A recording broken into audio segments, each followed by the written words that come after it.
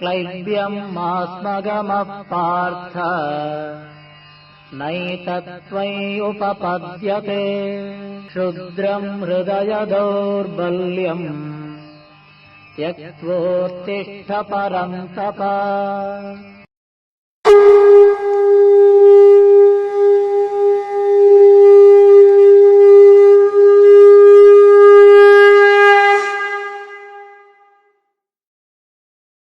मोघाशामोघकर्माणो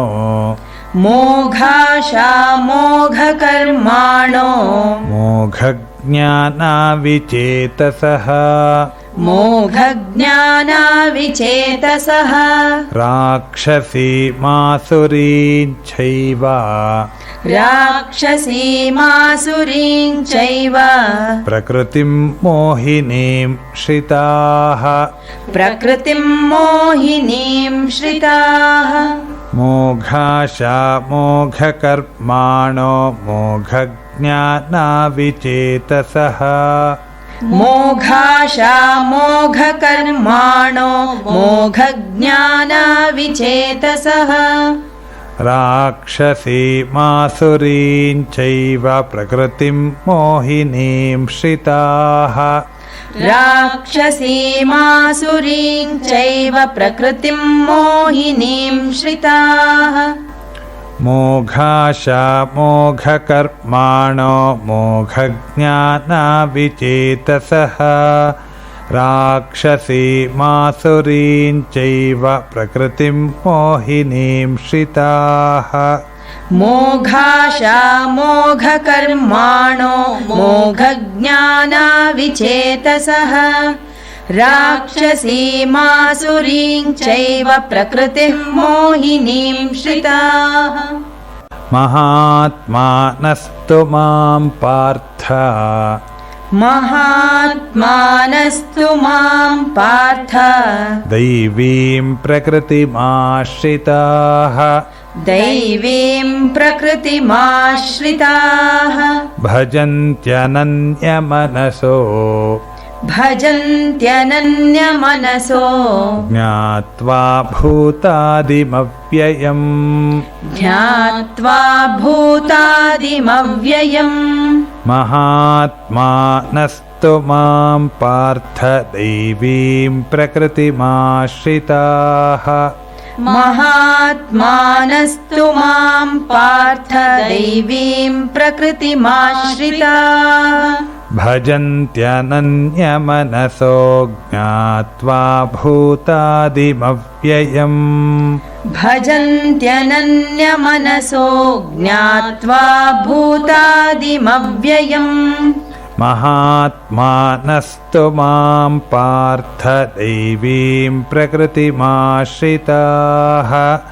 भजन्त्यनन्यमनसो ज्ञात्वा भूतादिमव्ययम् भजन्त्यनन्यमनसो ज्ञात्वा भूतादिमव्ययम्। महात्मानस्तु मां पार्थ दैवीं प्रकृतिमाश्रिताः भजन्त्यनन्यमनसो ज्ञात्वा भूतादिमव्ययम्। सततं कीर्तयन्तो माम् सततं कीर्तयन्तो माम् यतन्तश्च दृढव्रताः यतन्तश्च दृढव्रताः नमस्यन्तश्च मां भक्त्या नमस्यन्तश्च मां भक्त्या नित्ययुक्ता उपासते नित्ययुक्ता उपासते। सततं कीर्तयन्तो मां यतन्तश्च दृढव्रताः सततं कीर्तयन्तो मां यतन्तश्च दृढव्रताः नमस्यन्तश्च मां भक्त्या नित्ययुक्ता उपासते नमस्यन्तश्च मां भक्त्या नित्ययुक्ता उपासते। सततं कीर्तयन्तो मां यतन्तश्च दृढव्रताः नमस्यन्तश्च मां भक्त्या नित्ययुक्ता उपासते सततं कीर्तयन्तो मायतन्तश्च दृढव्रताः नमस्यन्तश्च मां भक्त्या नित्ययुक्ता उपासते ज्ञानयज्ञेन चाप्यन्ये ज्ञानयज्ञेन चाप्यन्ये यजन्तो मामुपासते यजन्तो मामुपासते एकत्वेन पृथक्त्वेन एकत्वेन पृथक्त्वेन बहुधा विश्वतो मुखम् बहुधा विश्वतो मुखम् ज्ञानयज्ञेन चाप्यन्ये यजन्तो मामुपासते ज्ञानयज्ञेन चाप्यन्ये यजन्तो मामुपासते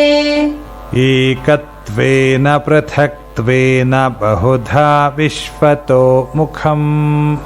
एकत्वेन पृथक्त्वेन बहुधा विश्वतो मुखम्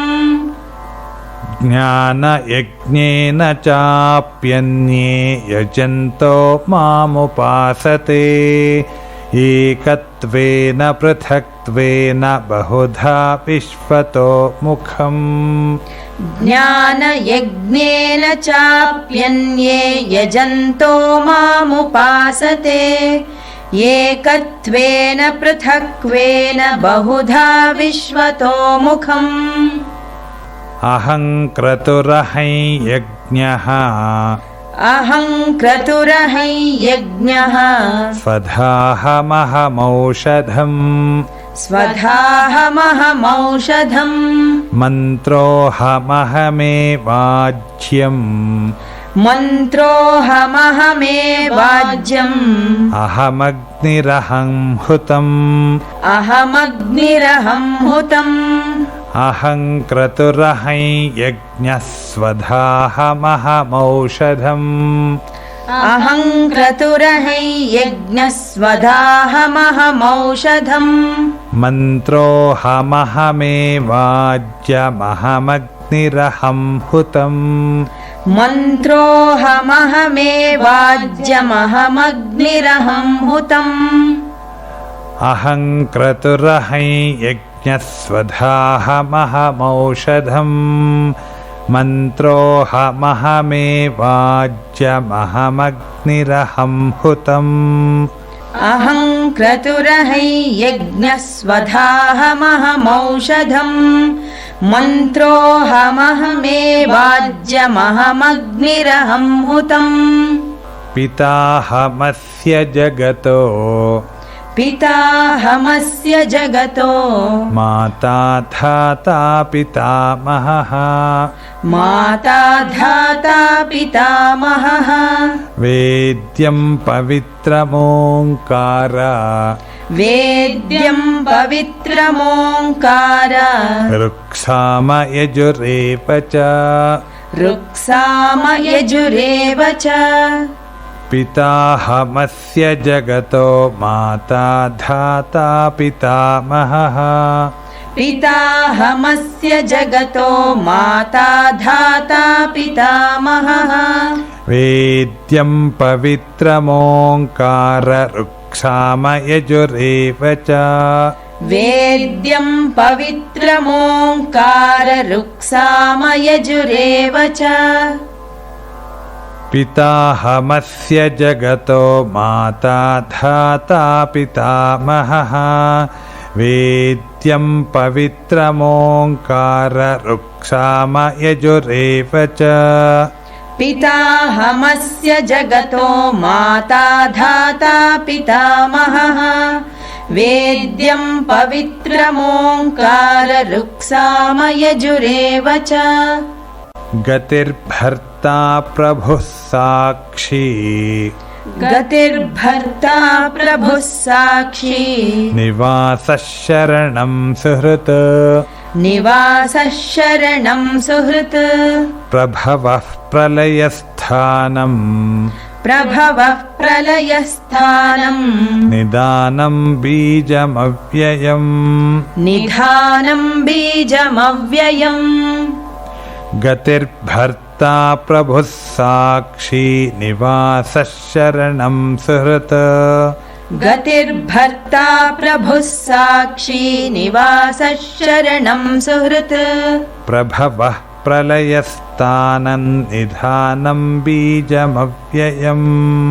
प्रभवः प्रलयस्थानं निधानं बीजमव्ययम्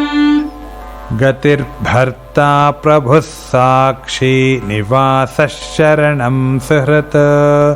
प्रभवः प्रलयस्थानं निधानं बीजमव्ययम्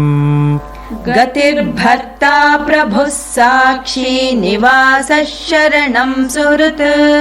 प्रभवः प्रलयस्थानं निधानं बीजमव्ययम् तपाम्यहमहं वर्षम्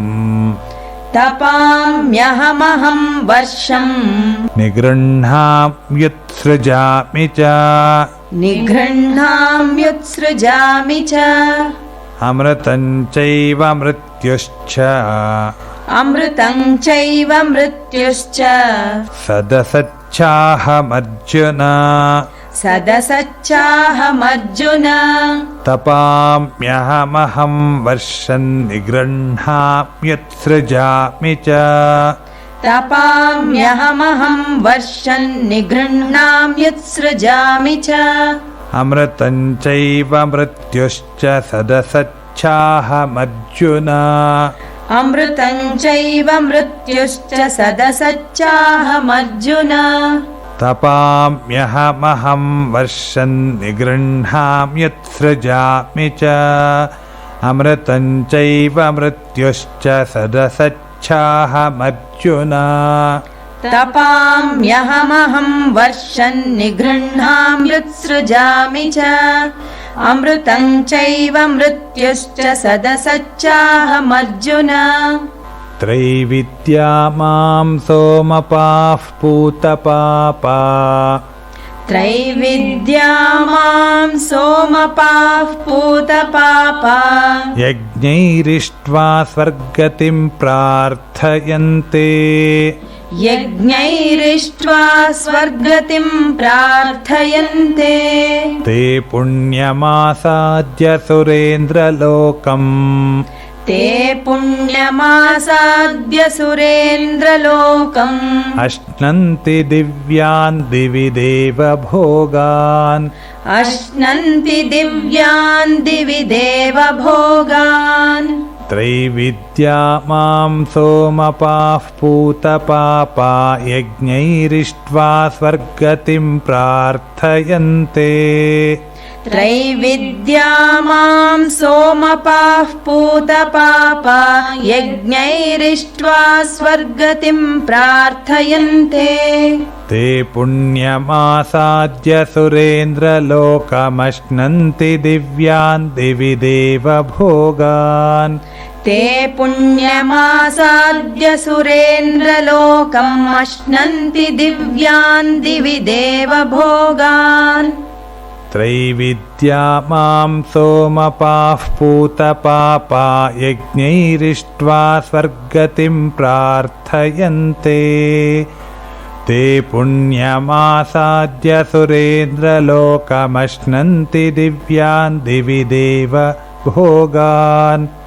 त्रैविद्या मां सोमपाः पूतपापा यज्ञैरिष्ट्वा स्वर्गतिं प्रार्थयन्ते ते पुण्यमासाद्य सुरेन्द्रलोकम् अश्नन्ति दिव्यान् दिवि देवभोगान्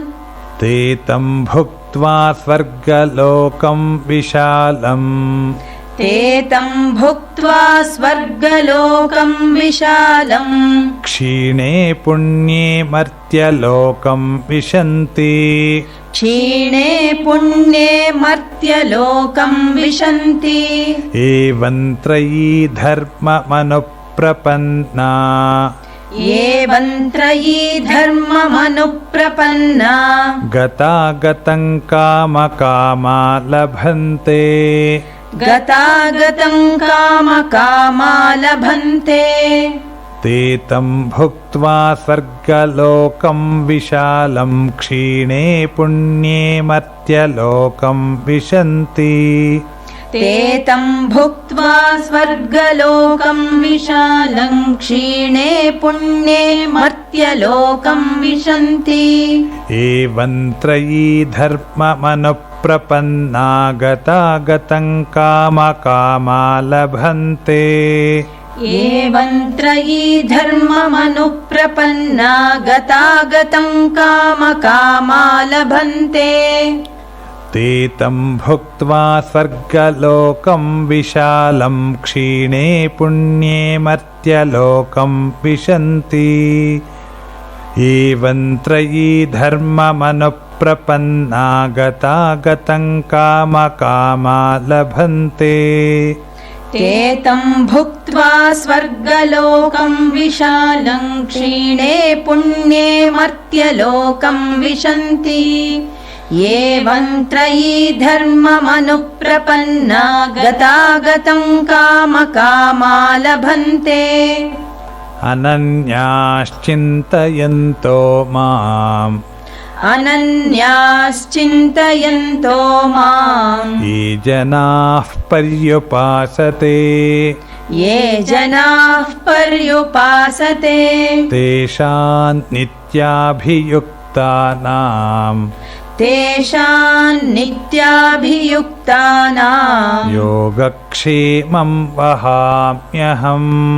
योगक्षेमं वहाम्यहम् अनन्याश्चिन्तयन्तो मां ये जनाः पर्युपासते अनन्याश्चिन्तयन्तो मां ये जनाः पर्युपासते तेषां नित्याभियुक्तानां योगक्षेमं वहाम्यहम्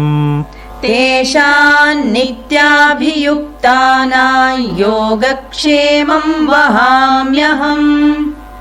अनन्याश्चिन्तयन्तो मां ये जनाः पर्युपासते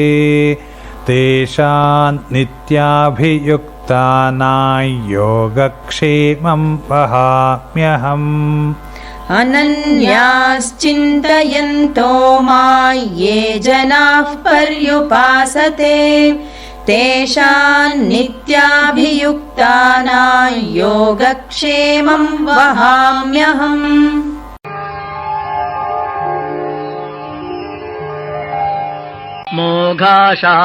मोघाशामोघकर्माणः मोघज्ञानाविचेतसः राक्षसीमासुरीं चैव प्रकृतिं मोहिनीं श्रिताः महात्मानस्तु मां पार्थ दैवीं प्रकृतिमाश्रिताः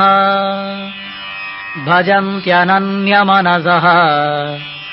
ज्ञात्वा भूतादिमव्ययम् सततं कीर्तयन्तो माम् यतन्तश्च दृढौ व्रताः नमस्यन्तश्च मां भक्त्या नित्ययुक्ता उपासते ज्ञानयज्ञेन चाप्यन्ये यजन्तो मामुपासते एकत्वेन पृथक्त्वेन बहुधा विश्वतो मुखम् अहं क्रतुरहं यज्ञः स्वधाहमहमौषधम् मन्त्रोऽहमहमेवाज्यम् अहमग्निरहं हुतम् पिताहमस्य जगतः माता धाता पितामहः वेद्यं पवित्रमोङ्कारः ऋक्सामयजुरेव च गतिर्भर्ता प्रभुः साक्षी